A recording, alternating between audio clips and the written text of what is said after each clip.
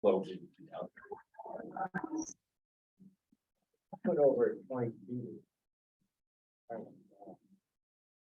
Yeah, but you're gonna have two garage entrances. One might slope into the other. How do you do with some of that? And you have some other thoughts. Right, so between the two building carriage homes anyway, between the two carriage homes and the 20 feet in between, you've got a 120-foot spread. So you might, if you've got a 2 or 3% slope, you're dropping quickly.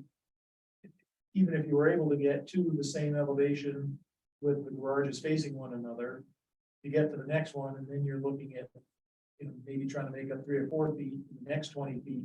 But as Chris said, it's nice not to have driveway sloping down to the garage, to be able to have at least a little bit of a dip. And I think the bigger issue too is just that 20-foot separation. Ideally, you would want closer to 50 feet, so you could have a 20-foot driveway for one home, 20-foot driveway for another home, and then you have that 10-foot shared driveway in between, or 12 foot, maybe a little bit more than 50 feet. I think the bigger issue is that separation. Because you'd actually back out of your garage at 20 feet, back out of your garage, your bumper would almost hit your neighbor's garage before you could turn back out. So it gets, that's a little, people, if they had a friend over and they wanted to park in front of their garage, they couldn't.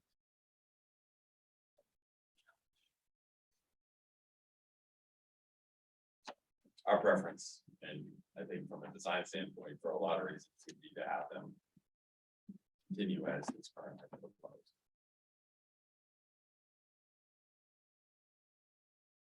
So HAAC, do you want to keep it or strike this one? Please see where we have an option other than fitness. Or do you guys see an option? I don't. Less. Yes, it is just going or.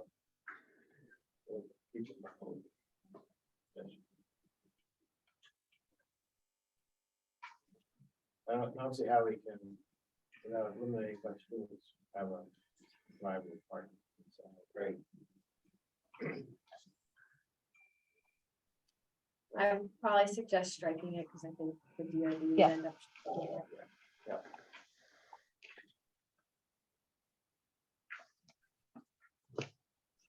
So one other, just on the next comment, the roof plans to demonstrate how rooftop mechanical will be screened. So on the single family homes, there is no rooftop mechanical. So that it would only necessarily be on the townhomes.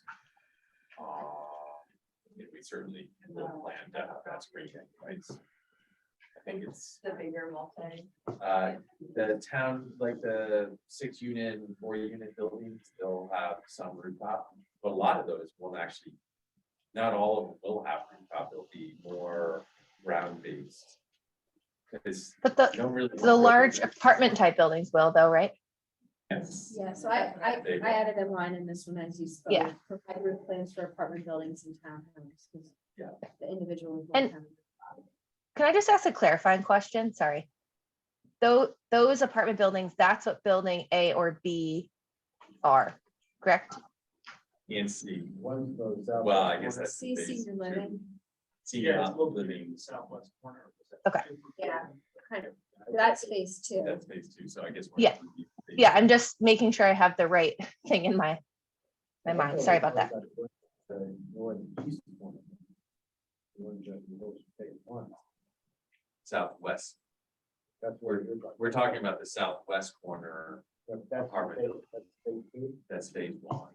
The ones in the northeast corner. One and it's actually Those within carriage homes are as well. those. Three in there. In the island area, are you talking? Yeah, that's 2 blocks. Yeah, that's phase 2. Those are the 36-unit flats, and that's all part of phase 2 as well.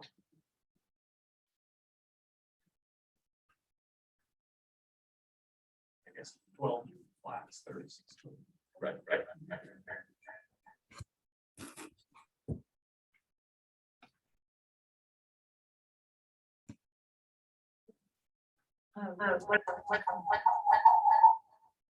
Forgot the discretionary. Yeah.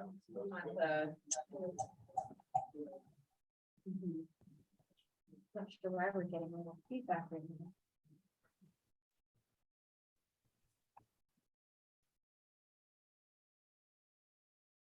When I was looking at the difference between the two, it looked like on the.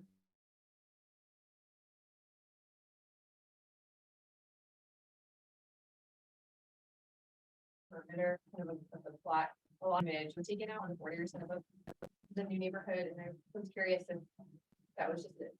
If we could add more back in, like in pre-app. So to the south along Chelsea? Or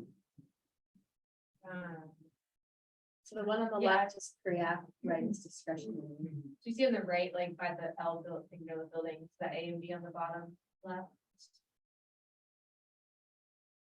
It looked like it was a much more wooded pre-app, and then it kind of, Corridor. Like along here. yeah, exactly.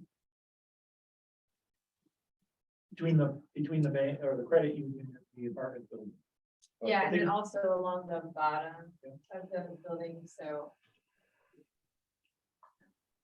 Yeah, it seems like there's a whole mess of landscape that's not in current proposal, it was in. Yeah, and it seemed like there were a lot of amenities taken out of. The squares there on the east. Lot more landscaping and not as crowded. Look at those townhouses, they're running along the bottom there, they're just jamming together, and it seems like it's a totally different plan than what we were looking at. Yeah. Well, it looks like there's underground parking at pre-app. Is that correct? I think they both have parking underneath the apartment buildings. One of the challenges with this pre-app drawing is it is an artistic rendering and it doesn't show the property line. So between the SCCU and this apartment building, pre-app is showing, artistic trees. But on the right, you see the property line and you see where some of that stand of trees is off the boundary. And in reviewing their discretionary permit, they're proposing a 27-foot type 4 landscape buffer along that perimeter, which complies, so reducing the existing landscaping. Or amending that landscaping change is still within the allowable buffer standards. Mhm. And for the townhomes to the south, facing Chelsea Place too, that landscaping at pre-app wasn't really taking into account backyards. And there was a comment at pre-app about providing backyard space. Landscaping cannot extend, right up to the. That is why there is some additional backyard space for those duplex units bordering Chelsea Place. And the other thing, The street between the townhouses and the duplexes has loads of trees on the south side, there are like 4 or 5 trees in the middle. It's definitely from the parking with trees together, that's almost basically. I understand. There's more on-street parking now. Along what's that road's name? I keep forgetting. Eden Lane. And so there, that was not necessarily shown at that same, a free app. At the same level. And it's just, These are individual driveways. And so they have trees in between the driveways, that's the one. yeah. And some of the trees were drawn like on the driveway, in the middle of the street. That was a whole thing during the form-based There's code. enough room between the driveways to put a tree. It seems like there's enough room to put double trees. Relatively too large for 2 trees, but it seems like there's a whole lot less landscaping on this one than that one. And these little squares. All out here, on here. There's smaller buildings here, but massive buildings here. It's just Another design entirely. So something to keep in mind on the duplexes and the carriage homes is on the left with the pre-app, those carriage home footprints more closely resemble the actual footprint of an actual home. On the right, those yellow block boxes are the 50 by actually 70 envelope that would encompass the entire building envelope, which would be everything, the building, front stoop, the deck, the stairs off the deck. So the ones on the left, as far as the yellow and actually the brown, the duplexes, the building footprint will be closer to what's presented on the left and less encompassing the entire building envelope, which is what's shaded in on the right. Certainly not buildable area. That's the buildable area, right, but the building obviously won't encompass that entire area. That's everything for the building, the stoop, the deck, the steps off the deck, everything, so. Interesting. There's a nice comparison there, I think, between the left and the right, as far as the carriage homes, you can see that the carriage homes never take up that entire area. Duplexes are a little bit bigger, but same thing, don't take up that entire envelope. If you refer to LA 106 to the LA 106, there is some additional planting in between those carriage homes, planting beds and trees in between those homes, which I don't think was reflected on those renderings either. Yeah, this is L 104. I'm scared to do a page because I'm worried my Adobe will freeze again, but this is, them are the existing Chelsea Place townhomes, and the new ones. And this shows where landscaping will be supplemented around the existing, so it looks like the plantings behind Chelsea Place, some of them are on their land, some of them extend over the property line, and you're proposing to keep all of that and supplement around it. Yeah, That's right. Okay. We didn't want to remove any of the existing mature vegetation. So like when you look at the two comparison sheets, I think it is a little deceptive because we're showing what's actually over on the Chelsea property line or on the credit union's property is showing up in our pre-application plan. It's helpful to know, and just, I think if there's a time to ask for more landscaping, and this is it, you know, Absolutely. so. No question. That here's 106 that shows some of the additional detail landscaping around the townhomes as well as the single family homes. And so maybe what we can do is do a better job on as we go to the next round, is that we could incorporate some of the details that we have on some of the landscape sheets onto the overall site plan, so people can see what's really being proposed. So we can- That would be helpful. Especially if we knew like what Andy was saying about the whole building envelope, like that's great to know. As opposed to us just interpreting that as like a big square building. That porches and things would have to come off of the building. Yeah, we could put in that box like a representative of what we see. We have plans that we've already created, and so we can put the actual footprint of that house in one of them, so you can see, okay, here's the footprint lot, but here's the interior of the. How many units are proposed in the pre-application now? So right now, overall, there's 276 units.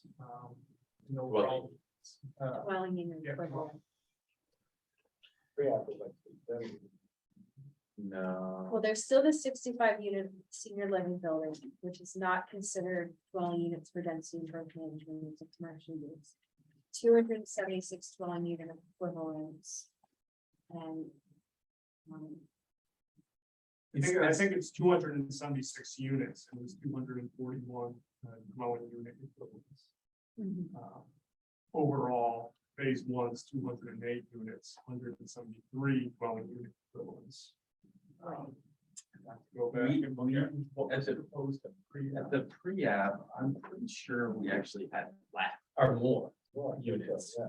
More units. We ended up losing units during when we got into the details of that. I actually So have, that due Yeah, to, 241.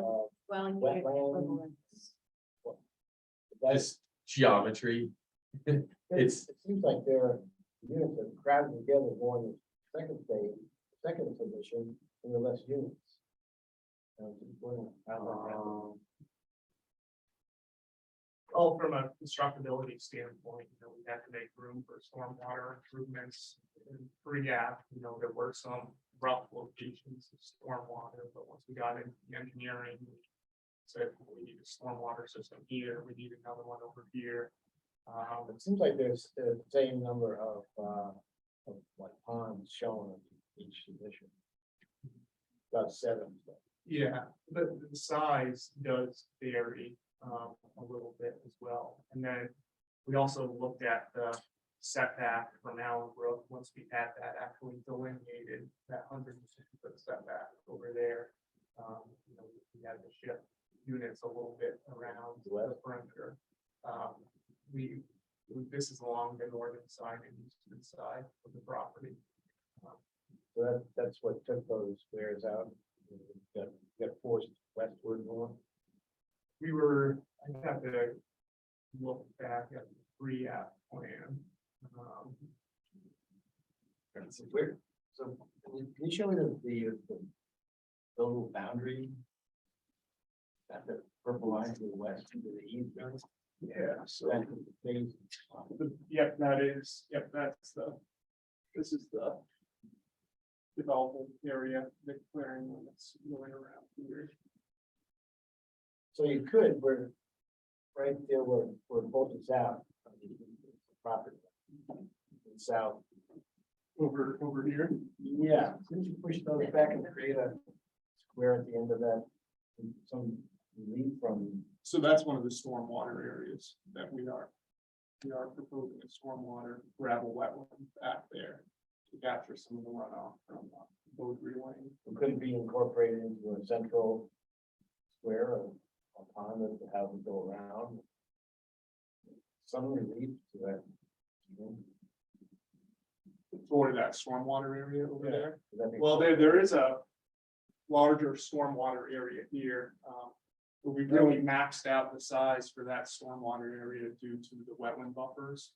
Could we put the houses around that, the central, storm tension area? No, there's not really enough Does that be space. back? There's not really enough space to be able to fit the pond and houses back there and meet all the requirements in terms of Yeah. have a separate- private roads and now some we're getting the road pieces that go. Would it be possible to flip this orientation to where there's a stormwater pond here? With the stormwater pond somehow in the middle? So the issue with that is that everything slopes down towards the north on that side. So the stormwater pond sited more or less the low point in that northeast portion of the development. Well, And the carriage homes, the grade drops off there as well, so bringing it back up. If you were to flip flop the stormwater pond and the carriage homes, now the carriage homes are on the lowest portion of the slope, you're moving the pond up on the slope. But if it's sloping this way, then you have a pond there. Because it's dropping off there to the east. Yes, yeah.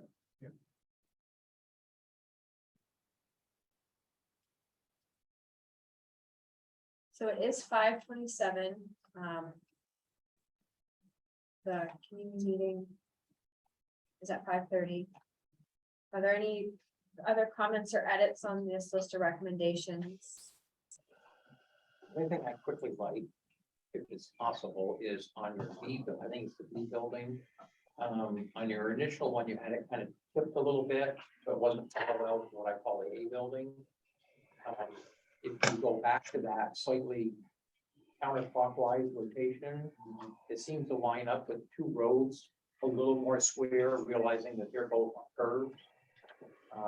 And it just seems a little more pleasant. Is that a possibility? So if you look back at pre-app that those buildings were rotated, but there wasn't any parking in between those buildings. It was all underground. There wasn't any surface parking. I don't believe the underground parking was enough. So when we were designing this, we were looking at what's underground, what we need for surface parking, and then we kind of rotated the buildings to be able to provide that minimal number of surface parking spaces. Is that required by the code or minimum parking? If you rotate it counterclockwise, I believe it's the minimum, there's a maximum parking allowed, the minimum requirement, I believe is 80% of that maximum without going through. Going per share. Yeah, I mean, I'm not talking a large rotation, but Right. you know, maybe going from like 12 o'clock to 11 o'clock. If Yeah. that makes any sense. We can see if we can, you rotate, you're gonna get more area of the parking. You're not gonna get less, you're gonna get more area. You may have some room for green space. So one of the main staff report comments is gonna be about the configuration of Eden Lane. So this curve with the placement of two driveways and then on-street parallel parking. And this is something that's kind of beyond the HAAC. It's more of general bylaw staff report, looking at teeing up that intersection, so the street would run parallel to the front of the building. And this parking here, that's between building B and the street, is front yard parking, so that might not be allowable. So that's, I'll include the HAAC recommendation about maybe kilting the building, but there's gonna be some other things in the main staff report Okay. about that. Emily, my only last comment, to sort of continue on to my comment from last meeting, was the architectural style of the standalone single-family homes. And I think the 2-unit townhomes is more of that like modern farmhouse sort of style. And at least from the drawings that we were given last week, the larger row townhomes as well as the apartment buildings were just like had less architectural features and like less nodding to sort of that same modern farmhouse. So just, I don't know if anyone else agrees, but maybe try to match one or the other architectural style and sort of like define all of those buildings as one neighborhood with some of those architectural styles. I know we talked about that a little bit more last week, but that's just sort of like my big standout, especially on those larger buildings. They just don't necessarily look like they fit in the same neighborhood as the standalone homes, I agree. architecturally speaking. we can certainly take a look at that. You folks did Quiniesca Ridge, is that correct? Correct. It seemed like some of the photos from the single family homes sort of reflected that neighborhood. A friend of mine lives in that neighborhood and it looks great. Like they all look similar and they look modern and it just looks very cohesive. So I'd like to kind of see that here at the annex. All right, Emily, so I added that one in. The larger buildings don't look Yeah, like they fit in thanks. the neighborhood, the modern farmhouse style. Cool. Thanks, Emily. Appreciate that. Cool, so thanks, everyone. This is gonna go to the DRB next week on July 26th, and then there'll be a continuance and additional HAAC review in the future. Cool. All right, thanks, guys. Thank you very much. Thank you so much. Thanks for coming back. It's good to see friendly faces. Yeah.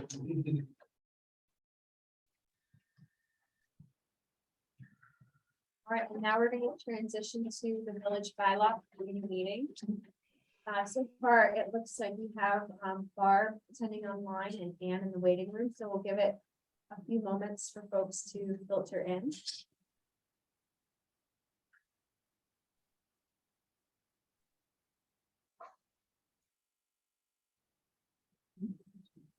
Can I ask a question? Yes.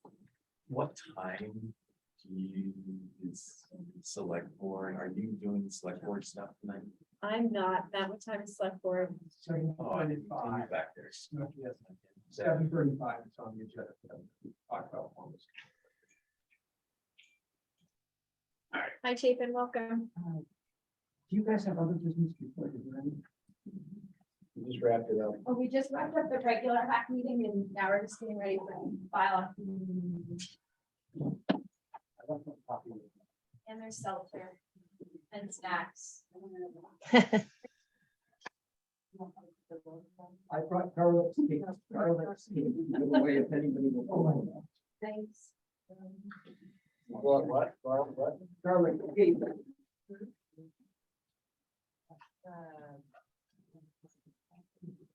Want some? Made a, bread out of lines.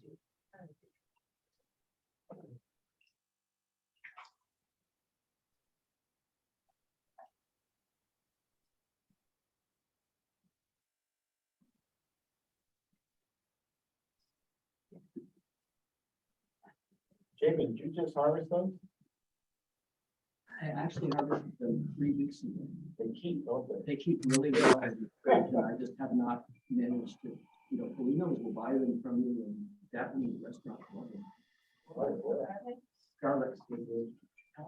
You use them like green garlic.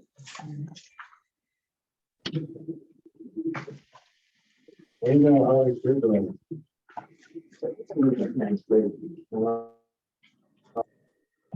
Oh, for sure they want them. So, I mean, my question is, can I run home? I'll be gone about 7 or 8 minutes to get my copy.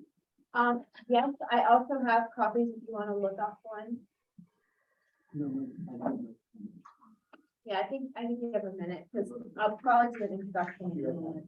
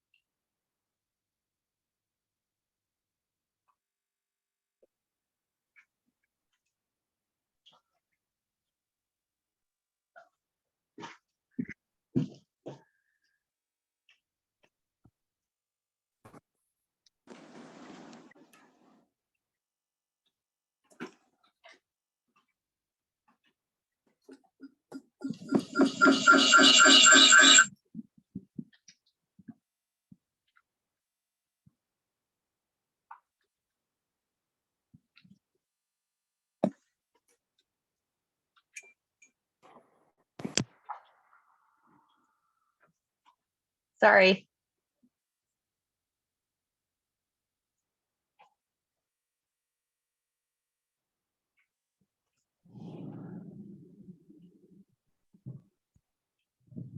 Trying to fix my audio and it just keeps being loud. So I'm sorry. I'll stop trying to fix it.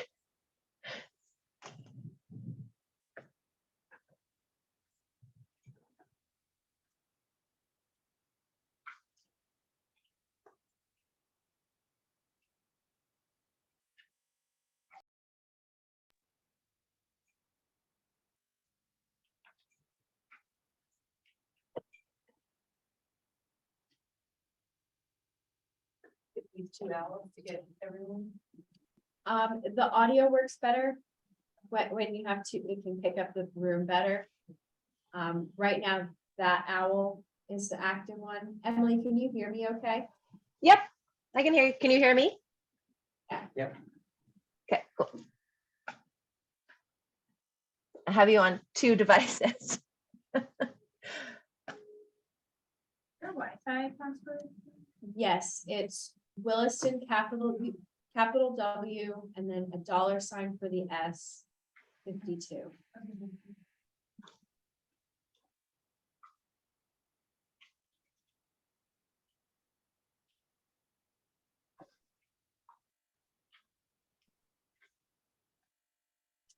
All right, cool. I'm gonna go ahead and get started. So welcome everybody to the village zoning bylaw update meeting. I'm gonna give a brief welcome overview presentation and then turn it over to general Q&A and discussion. It's a light attendance tonight, so I think that leaves us a lot of opportunity to just have some general discussion and see where the conversation goes. For a reminder to everybody, my name is Emily. I'm senior planner for Williston. I staff the Historic and Architectural Advisory Committee, and Matt's also here in the room this evening. A brief introduction on the project team. Matt and I are staff. And there are two town volunteer committees that are very pivotal to this process. The first one is the Planning Commission. And they directed the HAAC to prepare this bylaw revision. And then there's the HAAC, the Historic and Architectural Advisory Committee. We also have Michael Allen of Regrowth Planning, who's our consultant. He's not with us this evening, but we were able to hire him using municipal planning grant funds to take some of the revisions that the HAAC's been working on and add photos and illustrations. Brief update on roles and process. So the Planning Commission is appointed by the Select Board. And the Planning Commission's role is to propose the rules. And here's one of the HAAC's roles as well, which is to provide guidance and recommendations to the Planning Commission on writing the zoning code. Ultimately, everything gets approved by the Select Board, and then it's up to the Development Review Board and the zoning administrator to administer the rules. And that's where the HAAC has another role that you see here, which is to provide guidance to the DRB, and that's what they were just doing a moment ago for a project in the Town Corners district. There's several documents at play. First is the town plan, more formally known as the comprehensive plan. And there is a subsection in there called the Village Master Plan. We have copies in the room and tonight if anyone wants to take one. And it sets the goals and the village for the town as a whole, and the Village Master Plan is focused on this zoning district. We're looking closely at the rules that are informed by the town plan, mainly chapter 42 for the village zoning district and appendix 8 to the design guidelines. And I also have copies of the existing zoning standards if anyone wants to take home a copy. And those bylaws are what inform the development review process, from things as small as backyard sheds and fences, all the way up to new home development or a major subdivision. They're all covered under the development review process. Where we are tonight, so an amendment has been proposed. And we're in the collecting information and input process. So many people have done the village tour, whether in person or online, to help get people's ideas and thoughts flowing about the village zoning district, how the zoning is proposed, and the survey to get feedback. And tonight we're going to take more input and hear from folks, and we'll probably continue the discussion. I know it is peak summer months, and I have heard feedback from people that summer is hard, so there might be more meetings in the future, more opportunities. And I haven't made any plans to close the public survey. I think keeping that information and that route of communication open. The Planning Commission will take in all the feedback and then make revisions based on some of the common themes that are heard. And that will be done before a formal hearing process is open, where the Planning Commission transmits to the Select Board for final adoption. So what does the Village Master Plan say? Objectives about the size, mass, and scale of structures, the relationship buildings have to the street, rear lot development, material standards both for historic structures and new structures, standards around demolition and demolition by neglect, and the balancing scale of intensity of commercial uses. So the Village Master Plan was our roadmap for this bylaw revision as to where changes should be made, and what the overarching intent is. A little background on the history of the village. The National Register District was established in 1979. In 1986, residential density was reduced from 6 dwelling units per acre to 3, and today it's down to 2, which is even less dense than the surrounding suburban zoning district. In 1991, the first master plan was adopted. And in 1999, the design review guide was adopted, and that's what we use today when reviewing historic preservation applications. And more recently, the 2016 village visioning, which led to the 2018 master plan. A little map of the village zoning district. We're in it right now in the police station, and there are a couple areas, the National Register and the additional review area, where historic preservation has to go to the DRB for review. And then everything outside in the white, Village Grove, Slate Barn Drive, Tower Lane, those properties are in the village, but their reviews don't have to go to the DRB for certificate of appropriateness. Major developments would if they were to propose something like a subdivision or new commercial use. And when that was supposed to bring. Yeah.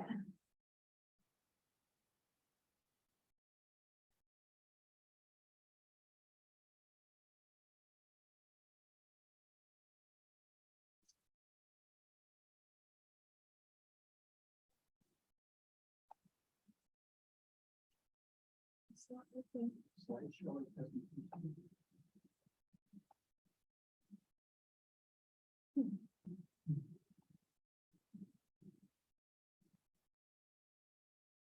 So some things in the village bylaw standards right now that are a little bit challenging.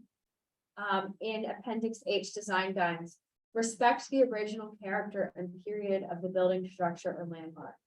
And that sounds great up front, but it gets really challenging for property owners and the HAAC.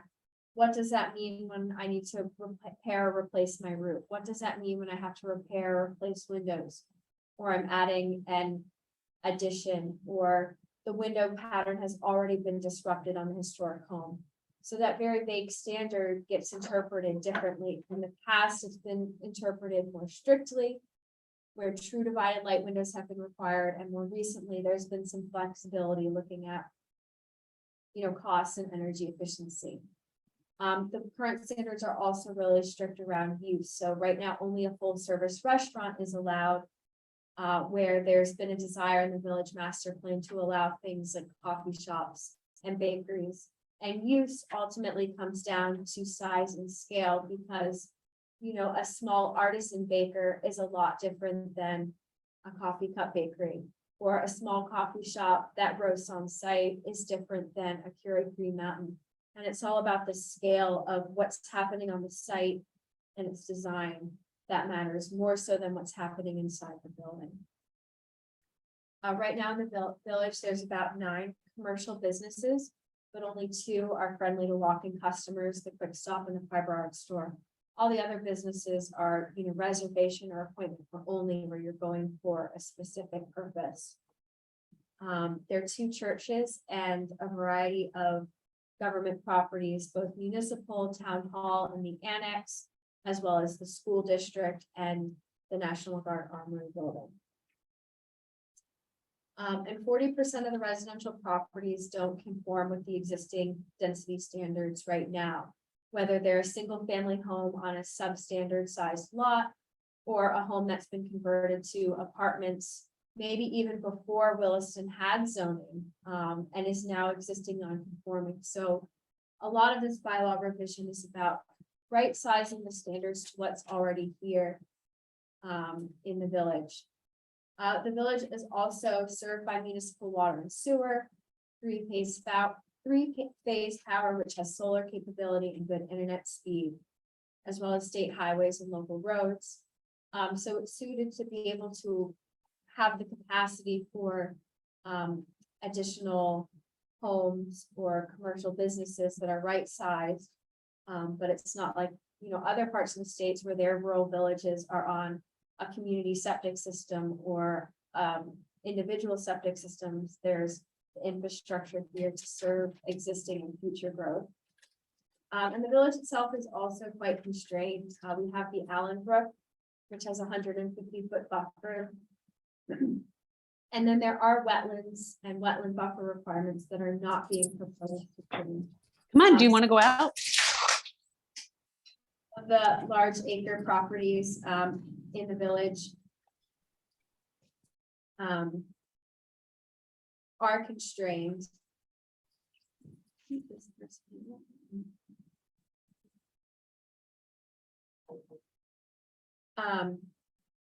So a lot of properties that are, several acres remaining in the village are constrained with wetlands or buffers, whether they're on the map or speculated. So tonight is about Q&A. It's one way to provide feedback. Everything that's discussed tonight will be summarized and shared with the planning commission. The online survey, I think several folks have already commented on. And then also one-on-one meetings. If you live in the village and are like, what the heck does this mean to me? Reach out, happy to set up meetings, talk one-on-one with property owners. You can also write a letter or email to the planning commission.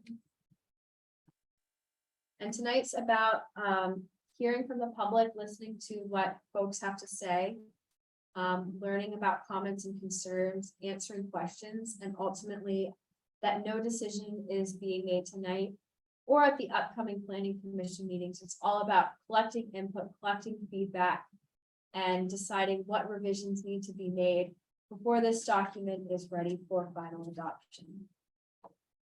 Thank you.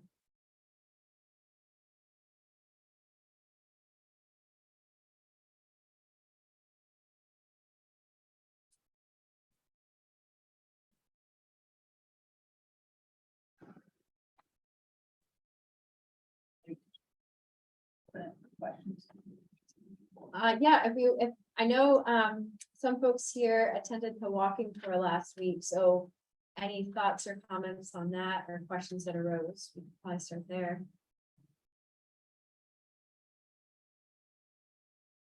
Well, I just need clarification on the materials you can and can't use. And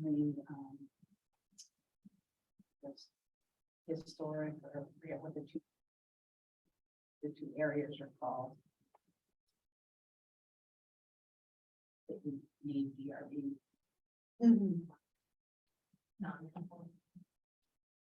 Contributing. Yeah. Right. Well, yeah, there's the historic district, and then there's what's the other one?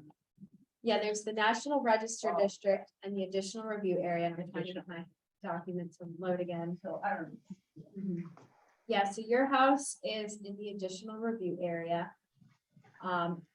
And sometimes that's tricky because there might be a modern structure in one of these two districts that shouldn't be treated the same way as, an 1800s home is different than a 1980s home. So a contributing structure would be something that's, prior to 1900, most likely 1800s, that's contributing to the village's historic character. And the materials list on page 44 and 45 breaks materials down depending on where you are in the village. Right now, all the bylaw says is respect the character, and vinyl siding is prohibited on. Hello. How are you? Not bad, how are you doing? Good. Yeah.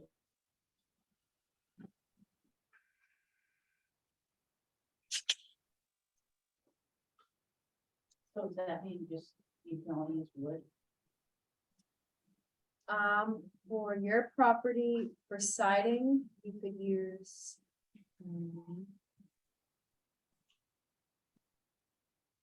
It's a little dot that is the green. Here's at the bottom. Oh, okay. Conditional. All right. Yeah, so the green dot means that it's permitted. The circle with the black dot is conditional. And then the circle that's open is restricted, only permitted inside or rear yards were not visible from public roads. Okay. So wood siding is allowed, but then also brick, clapboard style aluminum. And there could be Party board. party board, could be added to the list. There's other things that are on the list.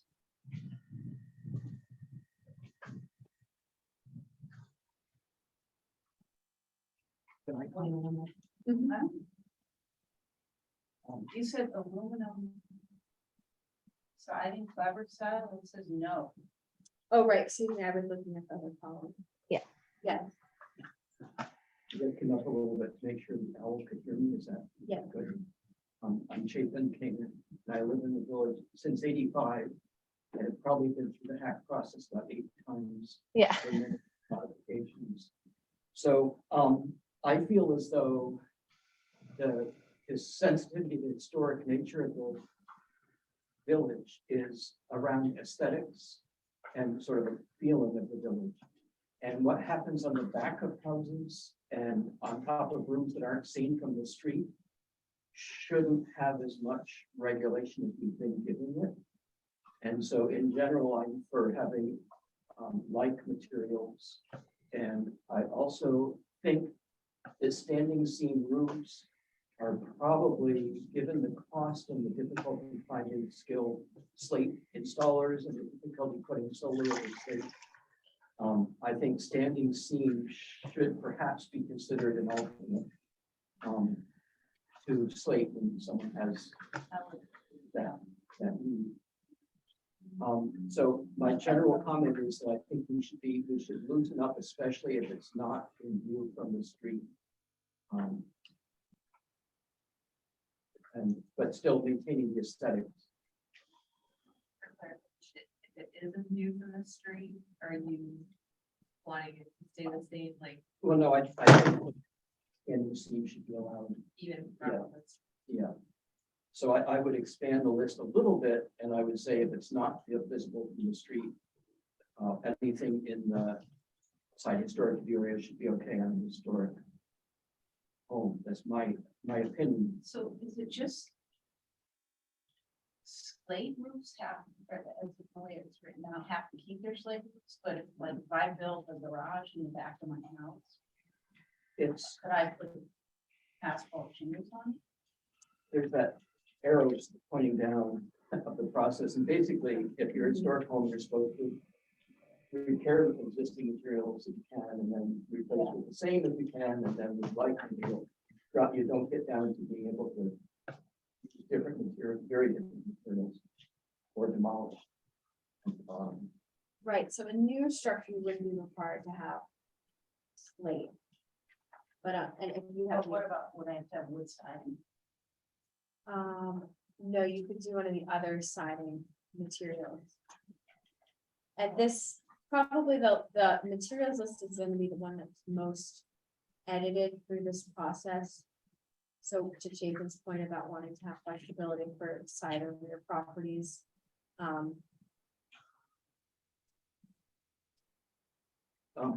And I should qualify everything to say, I am a preservationist and I welcome the review process, even though it doesn't always match. I live in a house that's in the historic district, it's barely visible from the street at all. So I wanted to make another comment, which is on this permitted materials on page 44, there's 2 columns within historic review areas and outside historic review areas. And within the historic review area, they can get evaluated whether it's a contributing structure or not. I was struck by the fact there's a significant number of historic homes in the village that are outside of either of those areas. There's 2 on Maple Road and 3, I think, on North Williston Road. And so I felt as though maybe now that we have this contributing structure identification and definition, maybe that it should just be historic district and contributing structure or not. And if you're in the historic district, you're automatically the number of houses in the, you know what I'm saying? Yeah, It seems like we have overlapping things, and in this process, we've left out houses that are contributing in the historic that are not in the review area. because we don't even assess whether they are contributing, and we should, like the house on Maple Road that is so beautiful. I don't know the name of the person who lives there. I believe Kevin Stevens is the one on the corner of Maple and Village Grove. That house. So to me, either it's a contributing structure or it's not, we don't need this many categories. So to summarize, a simplification of the categories and being less geographic and more contributing versus non-contributing. And you've made a really good start at defining what contributing consists of, because that is a subjective process. I feel like you've made a lot of progress in.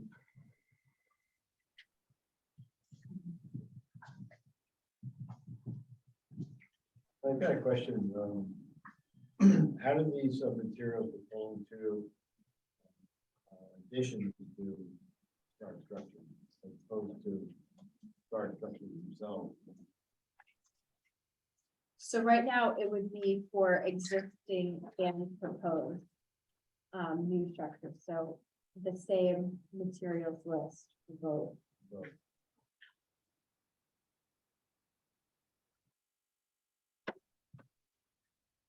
Wait, say that again. What was the question? Sorry. How these materials would pertain to repairing the system And they're the same. they're saying. So all of this applies to anything new. Right, so for roofing, you would be allowed to do slate, but you wouldn't be required to do slate for new.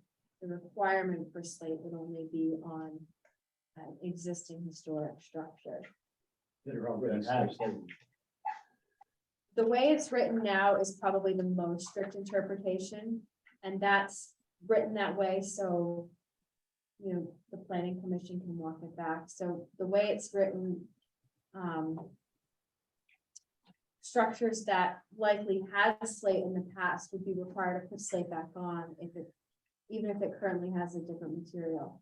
So for example, Katie's house has a green standing seam roof.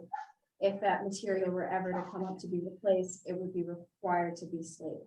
And that's not what the HAAC has been in support of. The HAAC has been in support of more flexibility. If you want to do slate, that's great, but we're not going to require it. So the recommendation to the planning commission is probably going to be slate is preferred, but it's not required.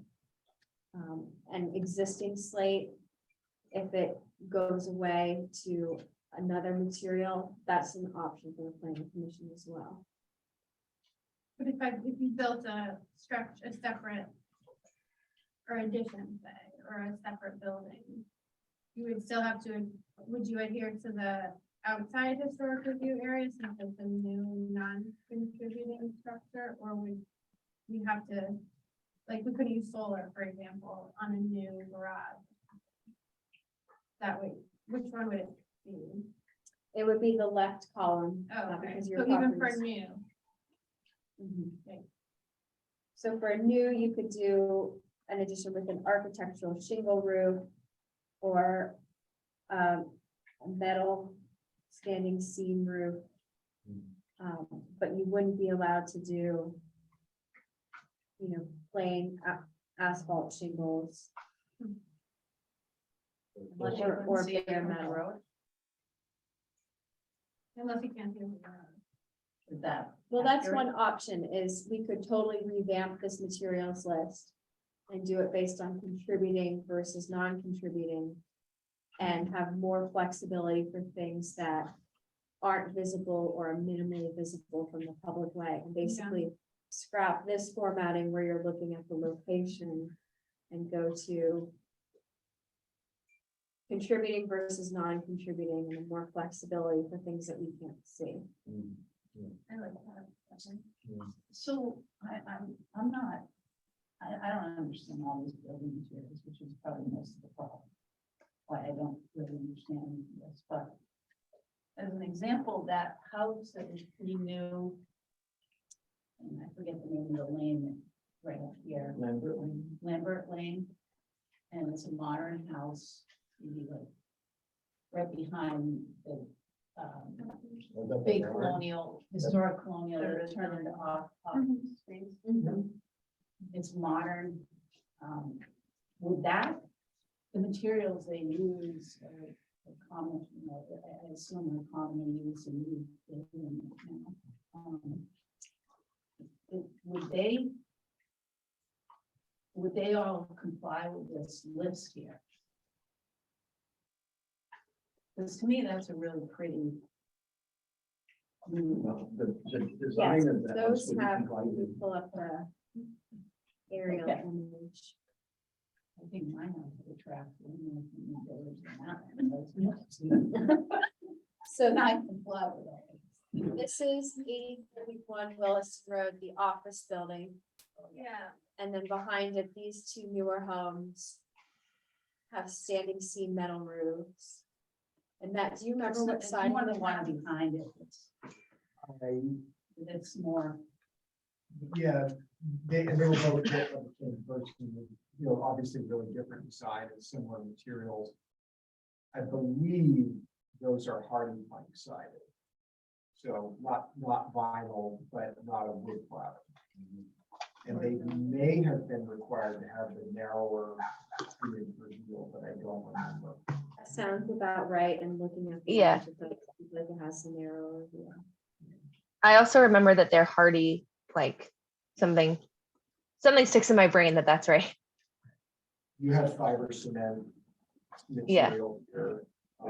So party plank is a fiber cement material. Correct. Yeah. That's just a trade name, but that's what it is. And that's allowed in this chart, that's allowed in both areas. It also is something that could be allowed both on contributing and non-contributing structures if you were to switch these categories to go by structure versus geographic area. Like, if you look on page 35 of the guidelines zoning, I think that's in Shelton. I'm not sure. The middle one? Yeah. Yep. And, we have this old historic brick town hall, I think, and they built. It's very modern. Which I think is very attractive. and pretty. Would that kind of thing work as far as these? I don't know what materials that is. Assuming the materials conform. But we don't know by looking at that picture. See, I just need to, I just. There is somewhere in here about the issue not trying to look like the old, and the modern would be accepted. Like the one for Richmond that we've used many times Yeah. as an example. Yeah, that Richmond one is page 33. The one on the bottom of 33. No, page 45. And Chapin, you had the comment on this one that the no eave on the modern edition and then the low pitch. Yeah, it doesn't have an overhang as our requirement is for 6 to 12 inch overhang. And it doesn't have the pitch as the house. And so to me, it doesn't blend, nor does it look enough separate. It needs a hallway or, you know, a passageway or something to separate the two buildings, and then either to have its ridge going in a different direction or be the same pitch as the house to me. To me, there's several problems with that one. In terms of blending. I think it makes distinction between the old and new, as you can tell, is not. They're not trying to add and represent the existing. You can. And I think another thing to me is that the porch is clearly neither style. And so it doesn't glue it together at all. It just says, ooh, globbed on to me. It does envelop a lot of that house. That gable end. But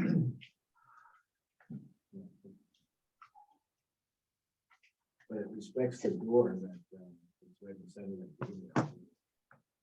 And they have Michael Joyce. Well, I have a feeling that the porch was there before the addition in the back. Because it looks to me like a 50-year-old design. I don't know. We'll put the same 6x6 columns. Oh, does it? It's hard to tell from that picture. Yeah, it's hard to tell where that shallow, eave. Yeah, that's Great a good material, one. same. Yeah. Siding. I think the gray is a metal, a vertical Yeah. metal. Yeah. Yeah. I imagine there was a porch there, but that isn't it. that was replacing whatever was there before with the new addition, because the roof is similar. When you see it in person, it looks a lot more similar to the addition than it does in the photo. So I think it points out how difficult it is architecturally to come to an agreement on what's an appropriate addition, seen as Mhm. flexible addition, but it's hard to say where the lines are exactly. It's gonna be hard to ever come up with a clear cut demarcation on that. It is.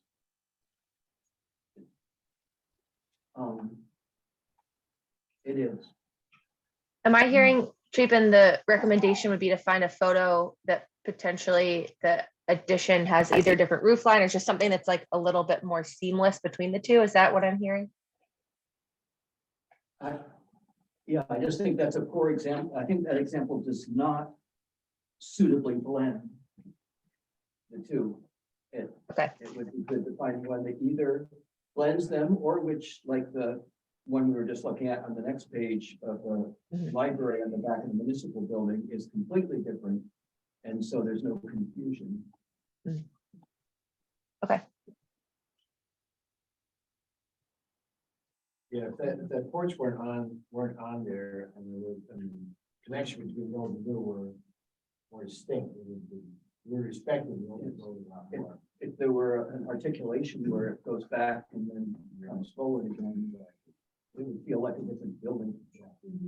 I think, by the way, that all the massing things and scale that are on here are fantastic. And I think they are a good guide for a lot of it. Yeah, like figure 49. You see the small connecting wing. That's a different angle from the main roof gable to break it up more. 52 is just right in the face. So potentially a better example for figure 45. Mhm. Or a better picture. Which one? Modern one. Modern version, old. That was the Richmond one. The Richmond house.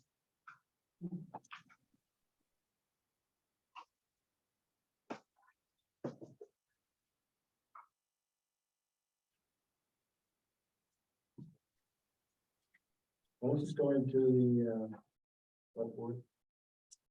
I'm hoping back to the planning commission with edits by end of August for a potential hearing. We're in looking at September. tonight. In fact, Yeah, the planning commission's gonna look at it tonight and do a similar discussion around questions, confusion, where things can be clearer, where things can be edited.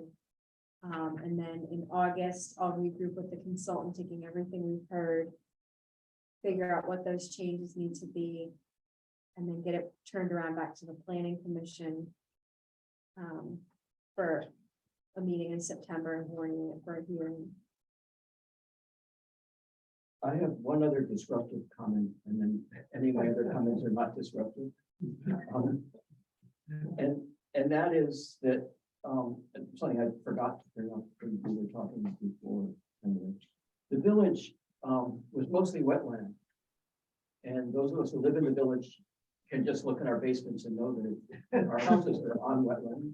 You can see when they constructed the additions to the school, they were having to pump the water out so they could fill the school, and they couldn't put any foundation underneath it. And so, the reason that Williston Road is elevated in many places is because the state had to keep adding stuff because it was so wet. And then eventually they took out the swales. We had cattails going either side of Route 2 30 years ago.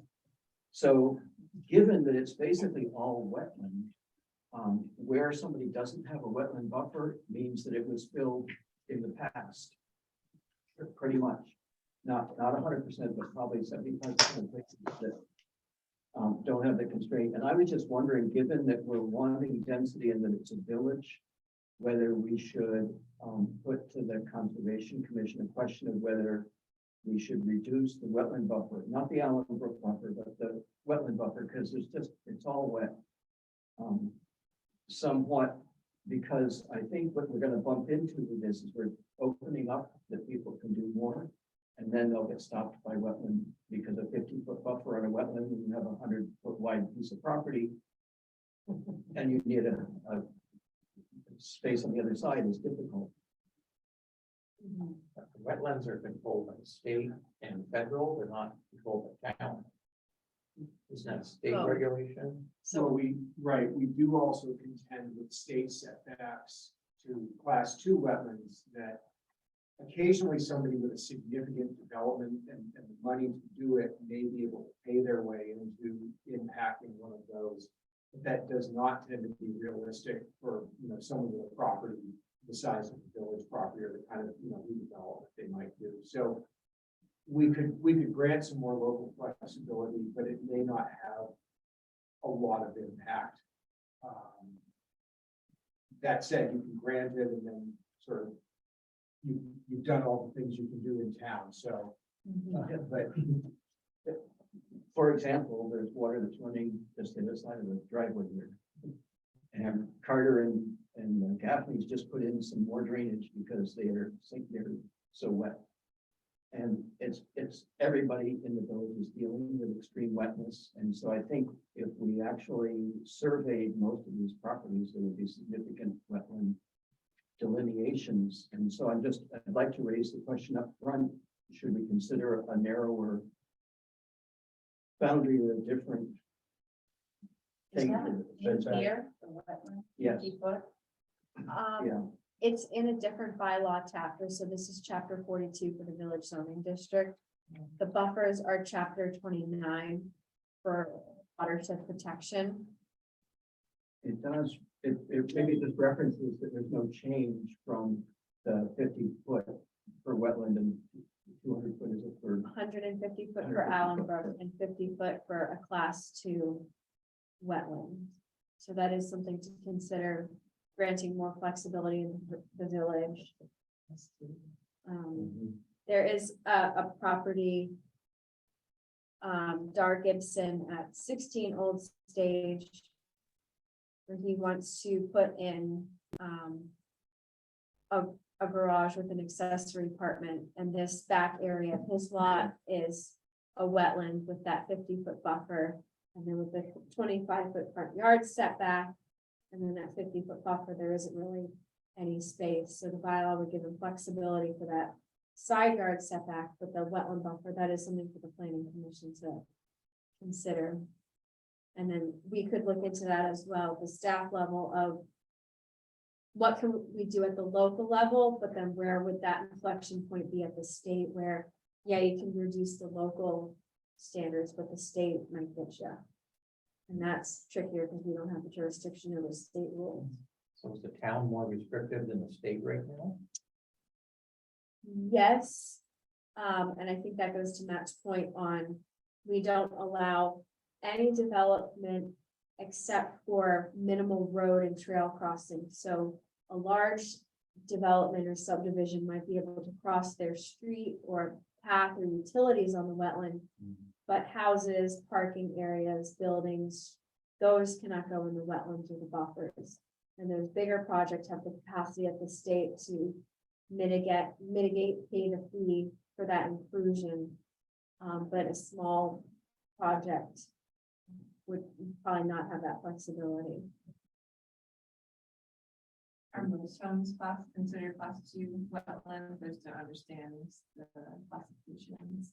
Yeah, most wetlands are presumed to be class 2 unless proven otherwise, and class 2 means that they provide a functional value.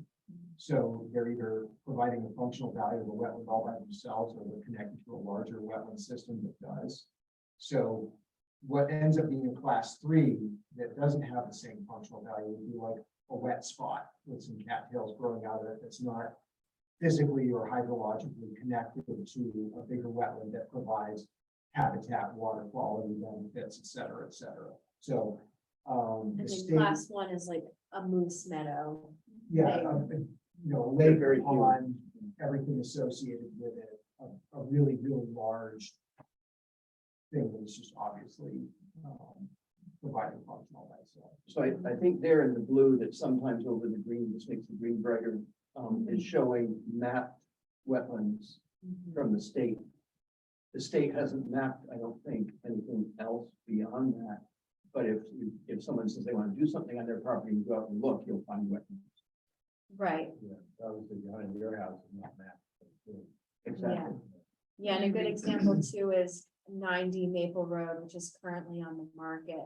And the state map here, isn't based on the ground delineations, but we know that there's the culvert from the school that runs, a stream runs through this property, and the 1980s plan shows wet area. The water that's running beside this driveway is right over here, runs down into that wetland that goes around behind the school underground in piping, and then goes out there and then runs to the back of that property through here. And none of that's mapped except for the part around the school because they had to deal with it when they built. So if you reduce the restrictions, then more people theoretically could, so would that make your problem worse though in the village for water? Well, it wouldn't help Allenbrook because less water would be retained in the soils or in whatever the wetland is doing. And so it's a trade-off. It really is a cost to the environment for density. And one of the ways to deal with that is to have an offset where you do something good somewhere else to sort of offset the environmental impact. And I really am strongly supportive of protecting wetlands. And so it's strange that I'm saying this, but I just realized as a practical matter, we're going to run into a lot of people wanting to do things with these changes over time and being restricted from doing it.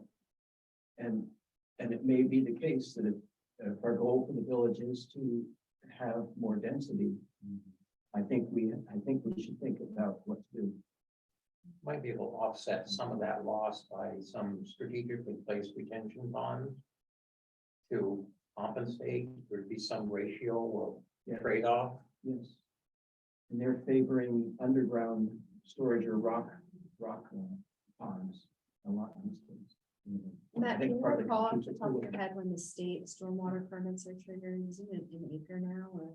You're headed towards a 1 acre rule, yeah. So 1 acre of impervious surface will trigger a state permit. So most things in the village probably would be well below that. Yeah, I mean, a small new subdivision might create an acre of impervious surface, but then, most of our lots in the village are, I forget what the diversity of acre size is, but Most are less than an yeah, acre. Yeah, is it 3 acres now? 3 acre rule, and we're headed into 1 acre. Right now, the only property I know of in the village that has to have that review is the school. They have a 3 acre stormwater permit. I think if the town has some ability to adjust some of those, and even if it's a trade-off with a retention or whatever is appropriate, so that we don't lose an environmental, don't develop an environmental negative, but we might be able to squeeze in another appropriate building here or there and Yeah, and that's where section, page is it? There's a section in here about stormwater. on page 30. And that's written with shoulds because, locally, we can't have standards around stormwater because it's handled at the state, but it encouraging people, to include stormwater management techniques in their site control, and it references the guide for homeowners and small businesses, so looking at gravel along where your gutters have downspouts.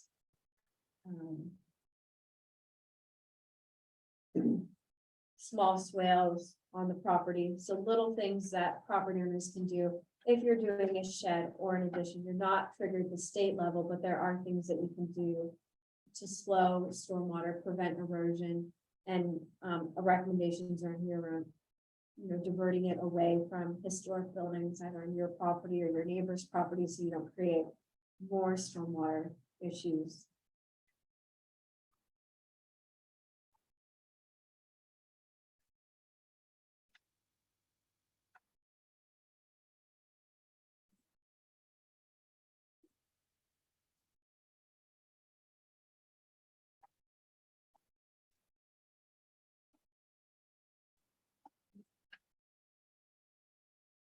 And it looks like while we've been talking, some folks have joined in online on Zoom.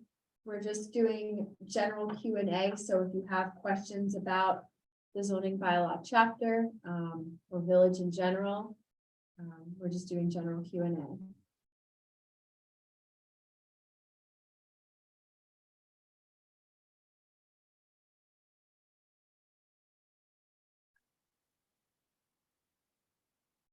So I'll change the subject for if I can, but I would like to see more caps or limits placed on sort of these vague things that don't have maximums anymore, such as density, height, and commercial square footage. So surrounding towns all seem to have maximums even within their village zoning districts. The only one that didn't for density I found was Essex Junction, and I really hope Williston doesn't look like Essex Junction someday. So I think that whether it's something, something ridiculous, like just a reasonable limit to like a height for a building or a maximum square footage for a commercial space, I think that would prevent, extreme uses of, or, taking advantage of the vague nature of the limit.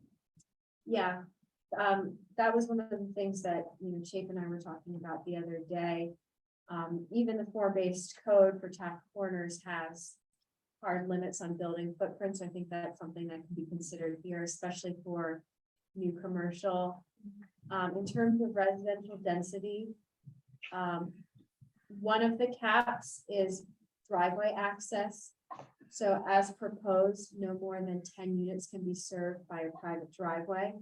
When a project goes beyond that, they would have to meet the public road specification, which only terminates in a cul-de-sac. So we see that projects tend to use that driveway cap as their inflection point, because constructing a residential driveway, the space and cost is a whole different ballgame than being bumped up to a public street where you're doing curbs and you have to have a width of right of way that probably can't even be met on a lot of the narrow lots. So I think we can, incorporate that more into this chapter. Do we still have a height for it? Yeah. Oh, yeah, we do still have a height, 36 feet. Okay. But I think to your point,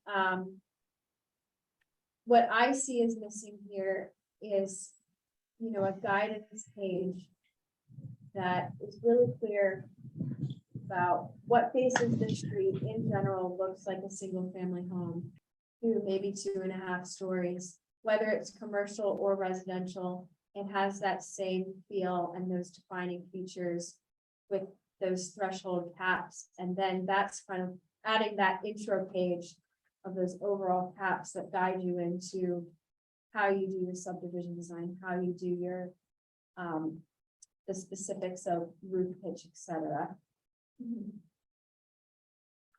I also noticed most towns have like an extensive list of what types of buildings are allowed or not allowed in each of their zoning. I didn't find that, maybe we have it listed in some other area, but do we have that list somewhere? But I was just curious if I guess moving to this form-based code, does that sort of eliminate the need for these? So like, it doesn't really matter, like you said, like what the purpose is, as long as it conforms to the standards, so we don't have to do this, or should there be, so we don't end up with some of these, less desirable things in town. I don't know, that's just something to, So page 11 has allowable uses where there are some uses that are outright prohibited. And then components of uses that are prohibited. right, those were just examples, though, weren't they? Prohibited uses include, I don't know, it seemed like, it's like in general, I just felt like the wording was a little bit vague. Yeah, I felt as though a lot was going to be governed by what's at the bottom of that page, components. Yeah, Prohibited, because if you can't have a drive-through, you can't have a loading dock, you can't have overhead doors. et so cetera, does et that sort cetera. of So essentially that sort of exclude? restricts. Okay. Now, if that doesn't restrict something that you're worried about, then this isn't enough. Mhm. There were other prohibited buildings that you didn't feel like that covered. I mean, I didn't really go through the list, it just seemed like all the towns, they were like Yeah. 4 to 6 pages, and like, 47.7.2 has very point add to that. yeah. I'll just say this. Most zoning, including most of Williston's across history, contains these very extensive lists of allowed and prohibited uses. Okay, That is not proven to be a terribly effective way to manage negative impacts between properties. Because uses can be conducted in ways that are very impactful to their neighbors, and they can also be conducted in ways that are not. So a lot of zoning practice in the last 10, 20 years has been to really look at those impacts and really try to focus on what are the things we're trying to avoid. So, the classic version of zoning is to put the smelly, loud, noisy, industrial stuff far away from where people live, because that stuff has really significant impacts on quality of life. And if you prohibit all of the things that are loud, smelly, noisy, too bright, too intense, too much traffic, etc., but don't say all manufacturing is prohibited, you may be keeping the door open for someone who's got a letterpress to make stationery, to pick an example, locally, as opposed to a zoning administrator like me who's then stuck saying, I'm sorry, or to Emily's point about commercial uses, the current zoning only allows full service restaurants because there was a concern at the time that was adopted that otherwise there would be fast food. Well, it is pretty fast when I go into the Williston coffee shop and order a cup of coffee, but I don't think that's what anybody was worried was going to show up in Williston. At the same time, if I signed a permit for the Williston coffee shop to locate in the village and the neighbor really didn't want the Williston coffee shop there, they would have today a viable appeal because they would say Matt signed a permit for something that's not a full service restaurant.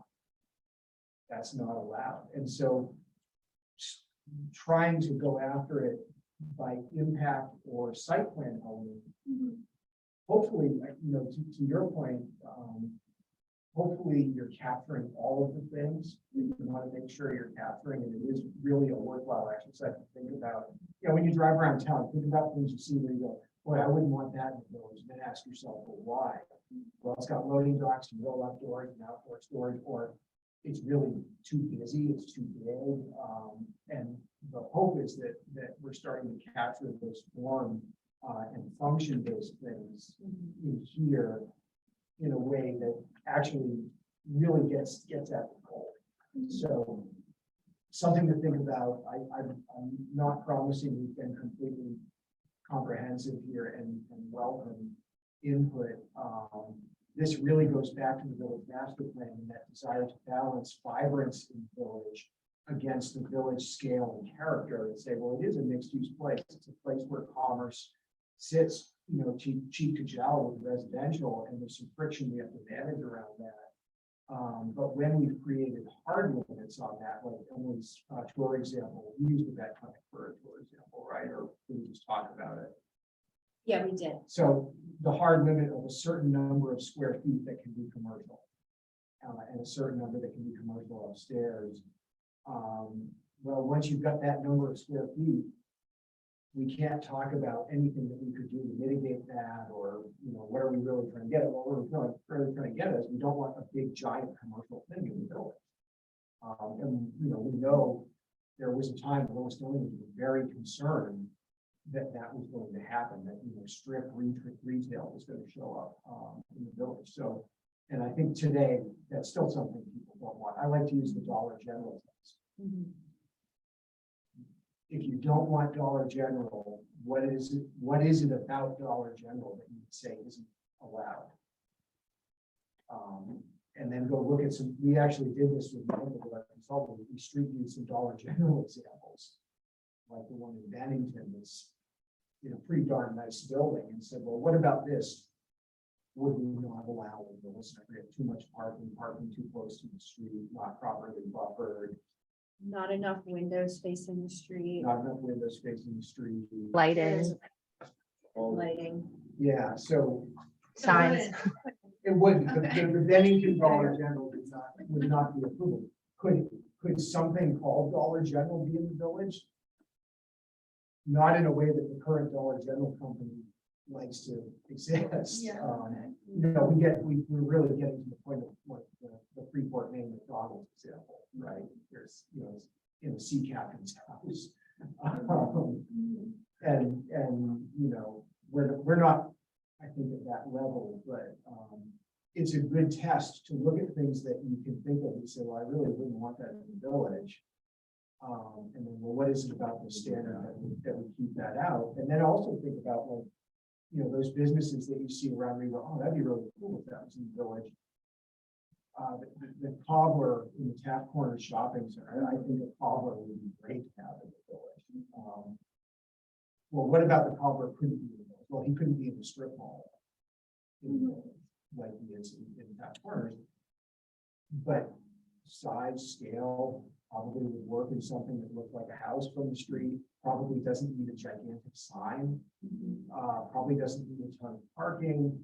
You can kind of take those things through this and think about them and test them out. And when you start coming up with ideas, that's, I think, something that's really useful for staff, because we can fill this out more about what are we trying to keep out and what are we trying to make sure we're not sort of shooting ourselves in the foot.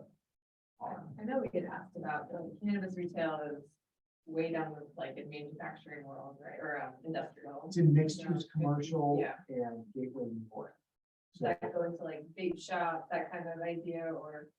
No, it's really specific to the cannabis product, and of course, that only becomes an issue if the town takes an affirmative vote to allow cannabis retail, which is a process outside of zoning.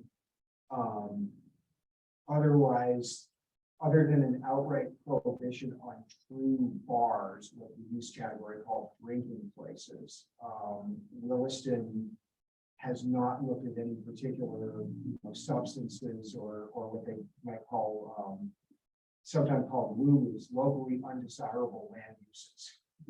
Things that people don't want in their backyard. Think about the school right there, and Yeah. like I know ethics have shop. Are there things in this bylaw? I haven't looked at those items that are restricted. I believe when we researched the cannabis issue, cannabis and vape shops and paraphernalia shops and all those things exist under a general retail category that is allowed in the village. So that might be one where something that specific, the only way to get at it might be to say this use just isn't allowed. I don't care if it is in a historic house. And, there's some thought to be put into how extensive that list is, and, Yeah, and the planning commission had that conversation, so a year or two ago, the planning commission adopted rules that limit the location of retail cannabis. Because we wanted to be proactive about it and get something in the bylaws, regardless of, we didn't know what the state was gonna be doing at the time. In the planning commission's discussion, a lot of it came down to signage, so.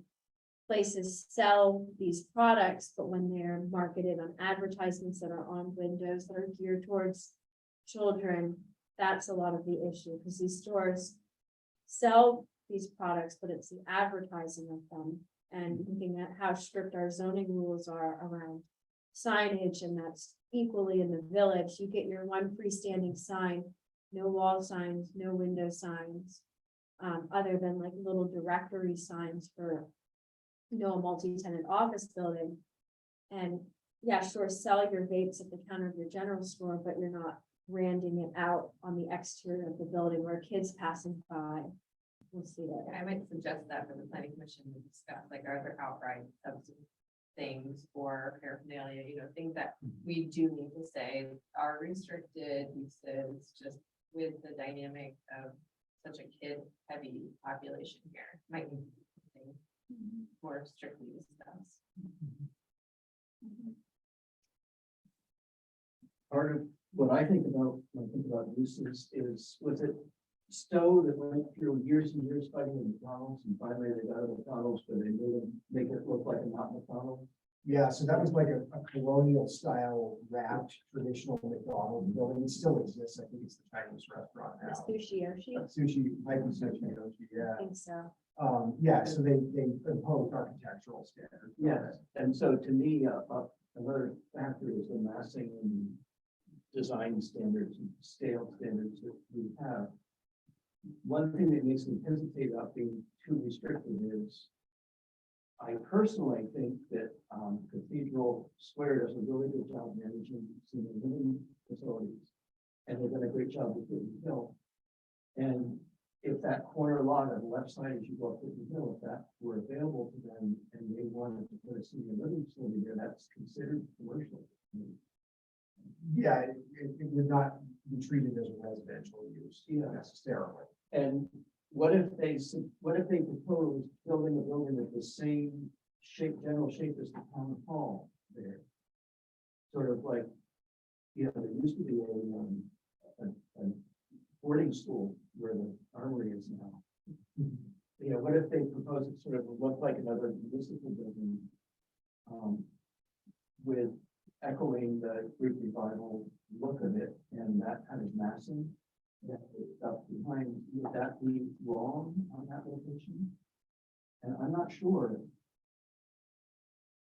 You have to be in context buildings around it also, so that you don't have a story-and-a-half building and then a large 2 or maybe more story. So there's a certain scale balance there.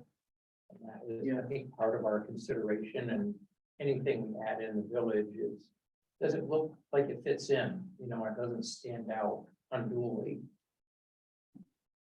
Which doesn't mean that couldn't happen, it just have to be in context. You have someone with their hand up? I do think, oh, sorry, go ahead, Emily. Oh, that might be the next. I do think that is part of the reason why we were trying to define what is contributing, and or like we wouldn't necessarily, I don't think we would at all allow the armory to get built as it is now. If that was sort of at a pre-application, we would have a lot to say about that. But I think that's sort of why we were trying to define in the beginning what we really want the village to look like and what the values of the historic village are. So yes, to your point, yes, that could definitely happen, but I don't think that would, I don't know, but that we also have to cover that sort of thing. Yeah, I get what you mean. But that's sort of like mid-century look we're obviously not going for, but how do we protect ourselves against that while also understanding that that's probably not going to be presented to us.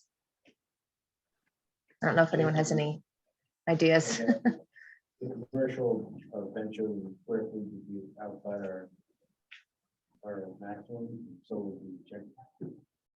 We do have language saying that senior living is allowed. But I don't know if the commercial maximum would apply to it. So if there's no proposed square footage metric in here, I think if we did go the I route would, yeah. of putting a metric, we could exclude senior living, assisted living, other residentially based. So maybe there's a hard square footage limit for, retail, shops, dining. But then treat senior assisted living, residentially based things separately.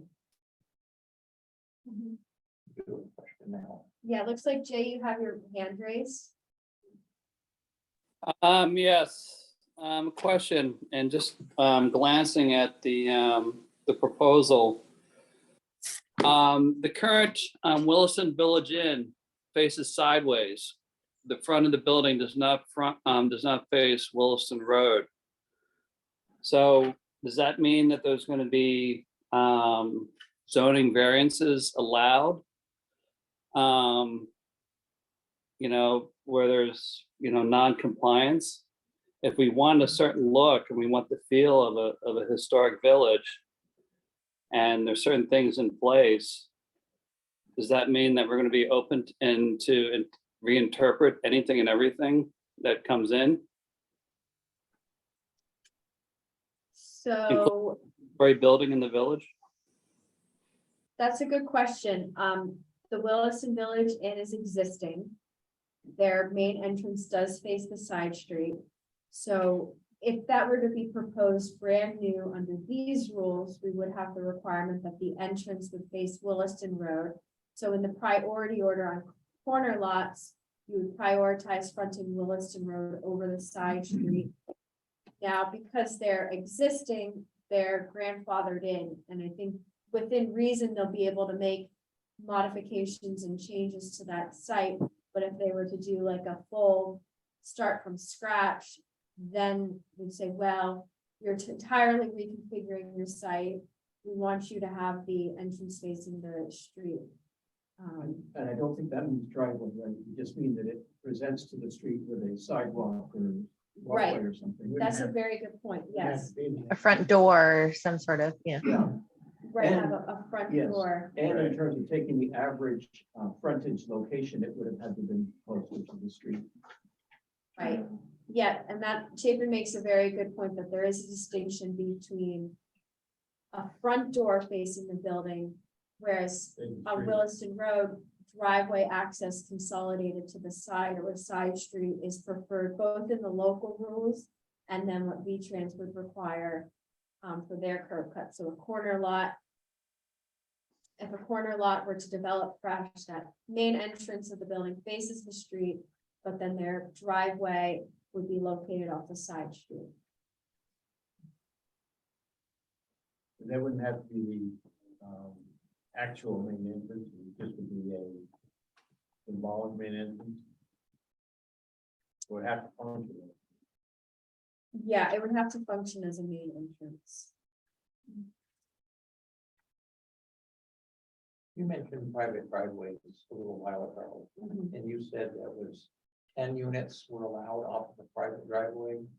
I thought it was 5 units in Williston, or that not in the village also. It's 5 units right now, it's 10 as proposed. Okay, so would that extend to the whole town or just within our district? We're talking? Just within the village zoning district. Okay. It's like a lot. Yeah. It's like a lot. in One driveway, like 10 units. I think there should be a density. I mean, we don't want to. It could be necessarily 10 different buildings. Right. I mean, The units. that's one where I think there's 5 and one house. and one. Which seems more reasonable. You have residential density limit for parcels smaller than 2 acres or larger than 2 acres. Larger than- We don't have one for parcels smaller than 2 acres. And then there's just sort of the amount of development that might be facilitated on a driveway, where today the limit is 5 on a driveway before the street requirement is trigger. Mhm. And I think one of the things we've looked at is that we have some very, very high densities in the village existing. You know, when you build a multifamily building, like the red brick store building, suddenly you've got 11 units per acre. That's the densest thing I think we have Mhm. in the village. Part of that is because those units are small. Obviously, 2,500 square foot single family home would be an entirely different thing. A lot of small. How many units in that new brick building? 4. Is it? Yeah, is it but four? calculate it, like if you maybe you do it for parcel or something, when you're extrapolating 4 to 11 based on, you know, fractions of acreage. Mhm. It's kind of, I guess my point is that somehow those units are supportable on that size of land in a 2-story building. And somehow that 2-story building is not overly objectionable within the architectural context of the village and provides a type of housing that is quite different from a single family home. Right, so So- 10 units of that style is a lot different on a private driveway than 10 2,500 square foot, 3 or 4 bedroom houses. So coming back to the comment about number of units on a driveway, one of the questions to examine in this draft code is it context sensitive or context sensitive enough that, you know, you could build that brick store building, or let's say you could build something like that, 6 units in it, without having to build a public street in 64 feet of right of way, which would essentially mean you're saying no to that. Mhm. And it's really for the community to think about is what's the comfort level? Is 10 right, the right number?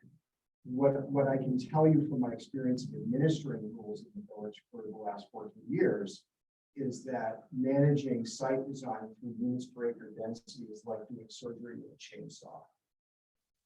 Dwelling units per acre is not by itself a useful tool when you're trying to come up with context sensitive site design and something that works within the context of a place where you care about architectural quality and the way things are arranged on sites. So you can set some upper limits if there's concern about something just somehow sneaking in and somehow meeting all the other requirements and yet being objectionable. But you want to think about the way everything's kind of interplaying with each other. One of the challenges we have is that the jump from building a driveway up to building a street right now is such a very large jump. A driveway is 12 feet of gravel with 4 feet clear on either side. So you need 20 feet of road frontage in which you can build that driveway. You require a lot to have 40 right now. And that works up to those 5 units. And we don't care today if those units are studios or 4-bedroom colonials, which clearly has an impact on how many vehicles are traversing them and what's happening in that driveway, and also what the potential need is to serve those units with an emergency vehicle. So we might be driving the fire truck up that 12-foot wide driveway to access 5 large homes, or we might be driving the fire truck up that same driveway to access 5 studios in a building that looks like a farmhouse. And so working with our consultant, the attempt is to bring some nuance to that.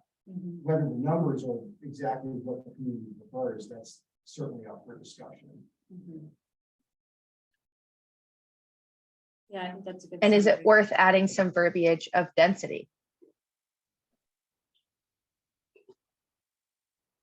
Because that, of course, no surprise to anybody, was my first thought, fire safety.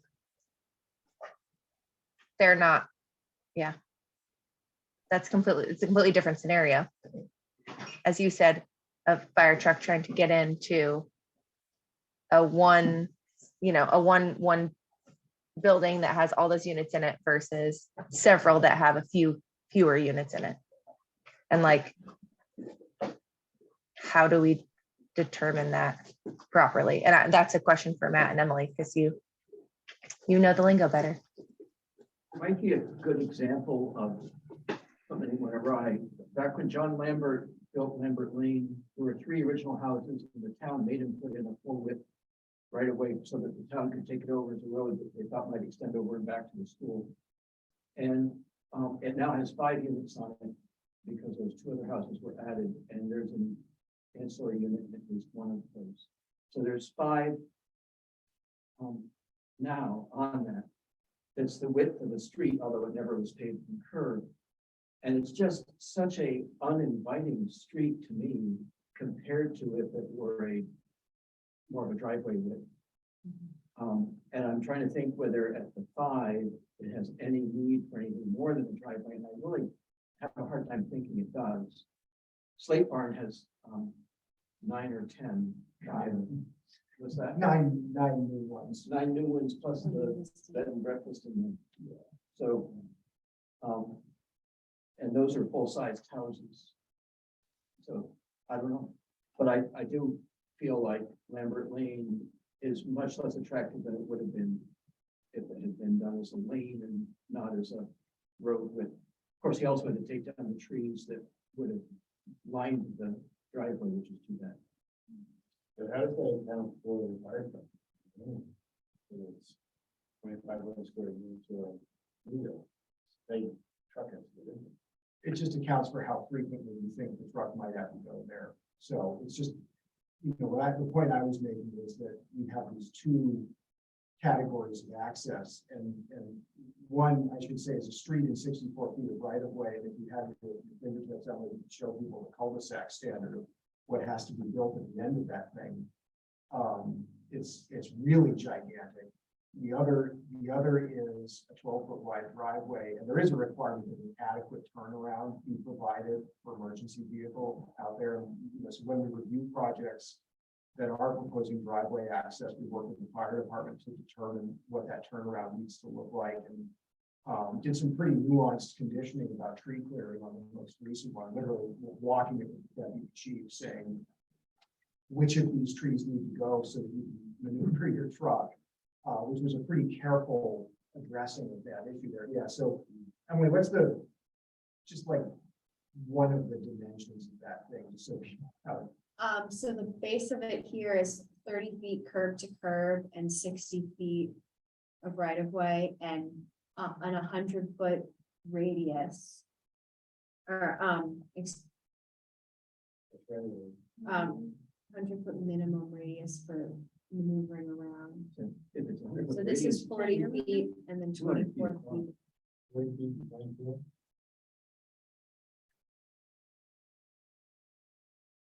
So it's big.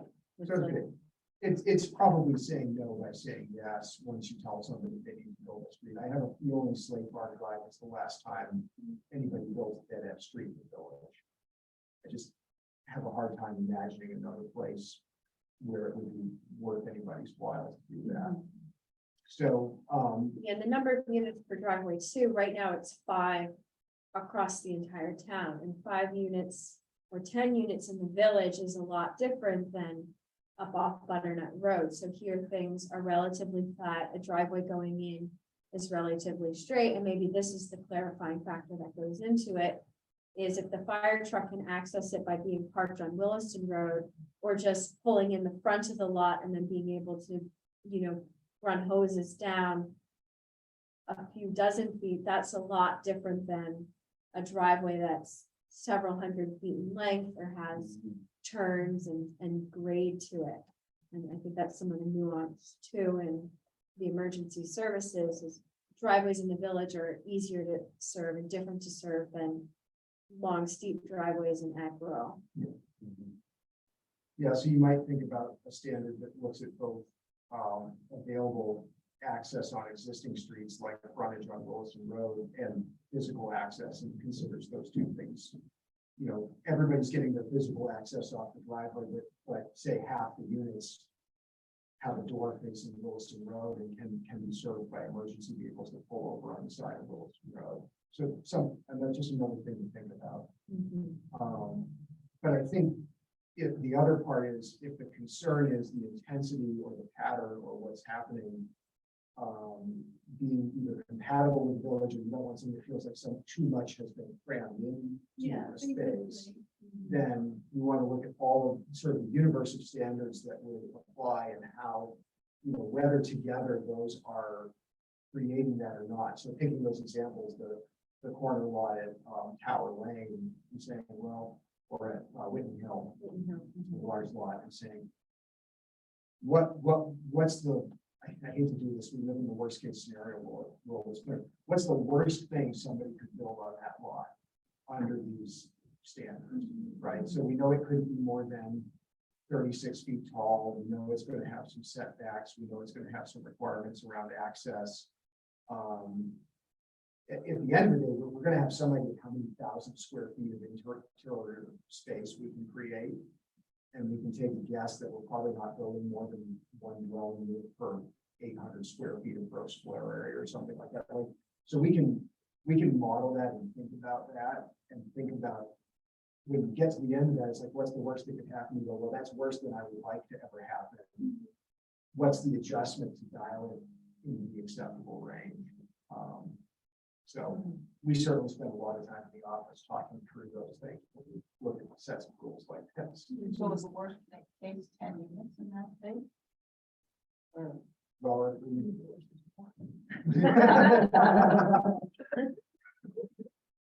without building the street. Right. Without You're- building. yeah, like build a drive in 10 units. What's the size? Is that a 2 acre plus parcel? I believe so. I think it is. It's one of the only 2 acre plus parcels. It's just under 2.95. I do know that there's a gully running between their house and the Kazuna's house, so I don't know if that would be considered any wetland space.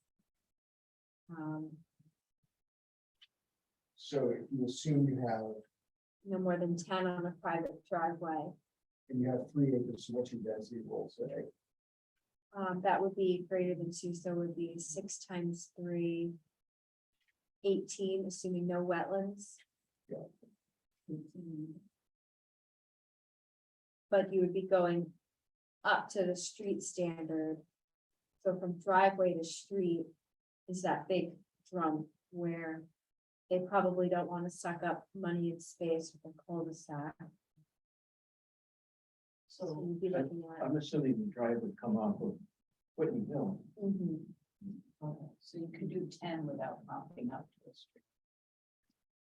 Right, What if somebody there wanted to put a small scale hotel, 12-room lodging that looks like a big house with wraparound porch on that corner lot? Is that acceptable?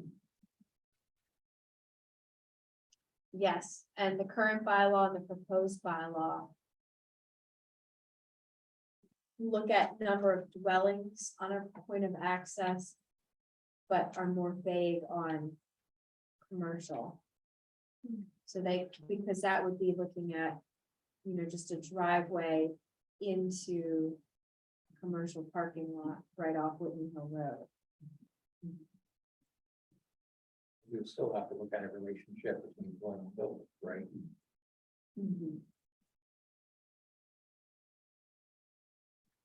Thing about that lot is the house on either side is small, right? But the house across the street, the federal style, one with the sugar maples in the front yard and the aluminum siding, that's large.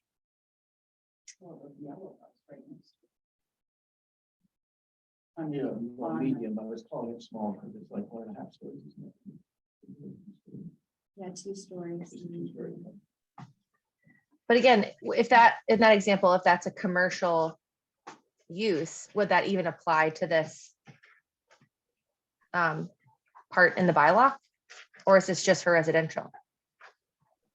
I thought the massing and scale points apply in it regardless.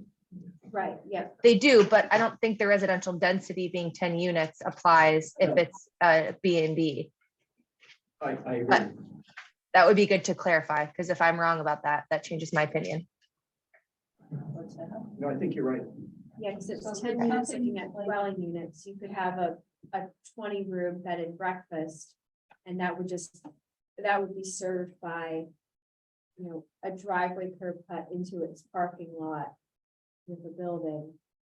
And not looking at the number of bed and breakfast units or amount of commercial square footage. And that's how the current bylaw is, and that's mirrored with the proposed. Did you have something like what's on page 12 in that spot?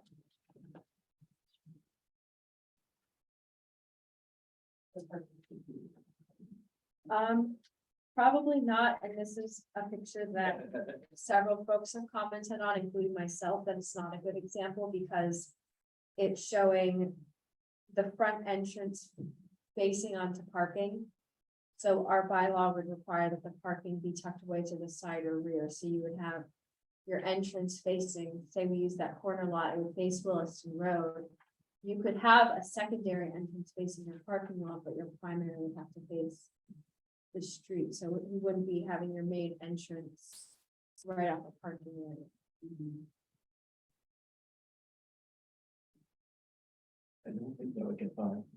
Yeah, and that photo is intended to show outdoor sales and display, and I think you can find a more of that village scale one. Like the thrift store in Heinsberg where they wheel out some clothing racks on a nice day. That scale would be a better intent picture. Well, I do want to be mindful of time. It's 7:04. So we're gonna wrap up the community meeting. If anybody has any comments or questions, please reach out. If you think of a worst case scenario and you run it through the bylaw and you're still concerned about, hey, how do we prevent this commercial use, or we want to dive more into, density and intensity of driveways, please do reach out. This document is a work in progress. It's not ready for the planning commission to warn a hearing. And we'll probably have more community meeting opportunities in the future, maybe another village tour before this moves forward towards adoption. Thank you, everybody. Thank you. I see the key. Thanks, Emily. Yeah.